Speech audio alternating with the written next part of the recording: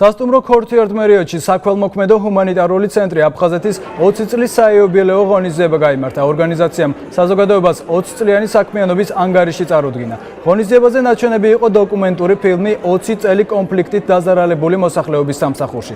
საქველმოქმედო ჰუმანიტარული ცენტრი აფხაზეთი ქუთაისში 20 წლის წინ შეიქმნა. დღესდღეობით ორგანიზაცია საქმიანობას საქართველოს 9 რეგიონში ახორციელებს.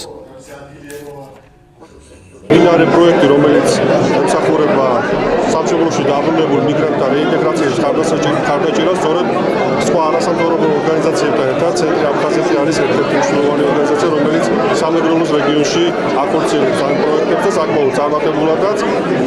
ამ ორგანიზაციამ შეძლო ასეულობით ადამიანს შეუქმნა საარსებო წყაროები, დასაქმების შესაძლებლობა, რაც რა თქმა უნდა უმნიშვნელოვანესია. ჩვენმა ორგანიზაციამ 60,000-ზე მეტ იძულებით გადაადგილებულ პირს, კონფლიქტის ზონაში მყოფ ადამიანებს, სოციალურად გაუწოდა განსაკუთრებული საჭიროების მქონე პირებს აღმოუჩინათ